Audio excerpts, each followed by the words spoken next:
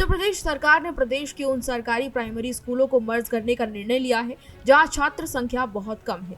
इस फैसले का उद्देश्य शिक्षा की गुणवत्ता में सुधार करना और संसाधनों का बेहतर इस्तेमाल करना बताया जा रहा है। इसके लिए राज्य के सभी जिलों में बेसिक शिक्षा अधिकारियों को निर्देशित किया गया है कि 30 जून तक इस प्रक्रिया को पूरा करें। जारी आदेश के अनुसार वे प्राथमिक विद्यालय जिनमें 20 से कम छात्र नामांकित हैं, उन्हें इस योजना के अंतर्गत चिन्हित किया जाएगा और फिर इसके बाद मर्ज करने की प्रक्रिया पर काम किया जाएगा। इस पूरे मामले को लेकर बेसिक शिक्षा परिषद के सचिव सुरेंद्र कुमार तिवारी ने इस संबंध में एक विस्तृत पत्र सभी जिलों को भेजा है और जिनमें स्कूलों का एकीकरण की प्रक्रिया को पूरा करना है। इसको लेकर दिशा निर्देश उन्होंने साफ तौर पर कर दिए हैं। सरकार के अनुसार इस कदम का मुख्य उद्देश्य शिक्षा प्रणाली में संसाधनों को बेहतर और प्रभावी उपयोग सुनिश्चित कराना है। साथ ही ड्रॉप आउट दर को भी कम करना और गुणवत्तापूर्ण शिक्षा प्रदान करने के लिए भी इसको एक बहुत महत्वपूर्ण कदम के रूप में देखा जा रहा है। परिषद का कहना है कि जिन स्कूलों का नामांकन प्रक्रिया की अगर बात की जाए उनमें बहुत कम अगर छात्र हैं, वहां पर शिक्षक भवन और अन्य शैक्षणिक संस्थान उचित रूप से उपयोग में नहीं आ पा रहे हैं, क्योंकि जब कम स्टूडेंट्स हैं तो ऐसे में तमाम जो चीजें हैं उनका उतना सही तरीके से इस्तेमाल नहीं हो पा रहा है जिस तरीके से हो सकता है। ऐसे में ये निर्णय काफी ज्यादा फायदेमंद साबित होगा। इससे न केवल सरकारी खर्च में जो बढ़त लगातार बनी हुई है वो बचेगा, बल्कि छात्रों को भी अपेक्षित गुणवत्ता की शिक्षा भी मिल पाएगी। परिषद ने बीएसए को निर्देश दिया है कि वे अपने जिलों में कम नामांकन वाले स्कूलों की सूची को तैयार करें। इसके लिए डाटाबेस बनाएं। इसके बाद उन विद्यालयों की मैपिंग के पास बेहतर जो सुविधाएं उपलब्ध हो सकती है जिन स्कूलों में, वहां पर उनको ट्रांसफर किया जाए। इस प्रक्रिया के लिए खंड शिक्षा अधिकारी को स्थल पर जाकर निरीक्षण करने के निर्देश भी दिए गए हैं।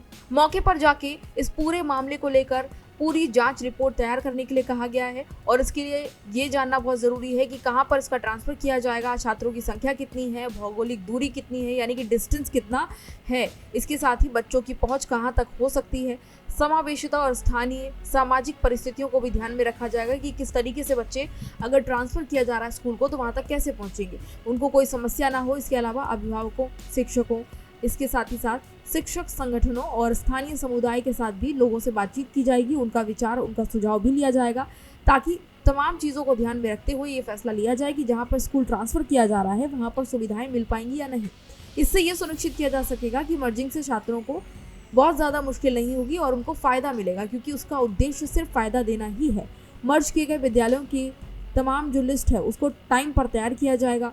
इसके साथ ही शिक्षकों की भूमिका को भी निर्धारित किया जाएगा। साथ ही साथ स्कूल में मौजूद शिक्षक और भौतिक संस्थानों की पूरी सूची तैयार की जाएगी कि क्या क्या चीज़ें उनके पास उपलब्ध हैं, क्या क्या चीज़ों की ज़रूरत है, और डाटाबेस जो तैयार किया जाएगा उसके आधार पर और ज़्यादा सुविधाओं के बारे में भी विचार किया जाएगा। शिकायतों और फीडबैक को गंभीरता से लेने के लिए प्रत्येक जिले में एक शिकायत निवारण और फीडबैक सेल का भी गठन किया जाएगा, जो कि इस समय के अनुसार ये सुनिश्चित करेगा कि सबकी समस्याओं को उसमें लिया जाए। हालांकि सरकार के इस फैसले को शिक्षा सुधार की दिशा में बड़ा कदम माना जा रहा है, क्योंकि सरकार इसको इसी तरह से देख रही है, मगर शिक्षक संघों और कई शिक्षा विशेषज्ञों ने इसे छात्रों और ग्रामीण शिक्षा के लिए हानिकारक करार दिया है।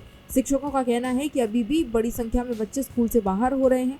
अगर स्कूल दूर दराज के स्थानों पर मर्ज किए जाएंगे तो ग्रामीण अभिभावक सुरक्षा और दूरी की चिंता के चलते बच्चों को स्कूल भेजना बंद कर देंगे। ऐसे में जो समस्या सरकार सोचकर मर्जिंग का प्लान कर रही है वो फेल हो जाएगा और ड्रॉप आउट की दर और ज़्यादा बढ़ जाएगी। विशेषज्ञों का मानना है कि सरकार को केवल नामांकन के आधार पर नहीं बल्कि क्षेत्रीय परिस्थितियों और सामाजिक पहलुओं को ध्यान में रखते हुए ये निर्णय लेना चाहिए। कुछ सुझाव ये भी हैं कि छोटे स्कूल में डिजिटल और सामुदायिक भागीदारी के माध्यम से सुधार लाने का प्रयास किया जाए ताकि उन्हें बंद करने की नौबत ना आए।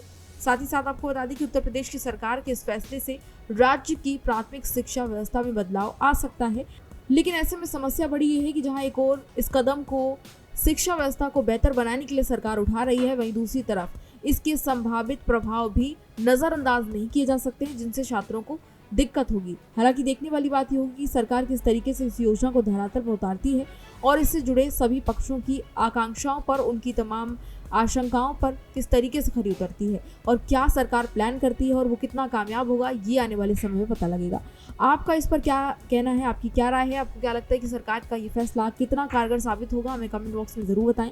इसी तरह की तमाम और जानकारी के लिए देखते रहिए भारत एक्सप्रेस।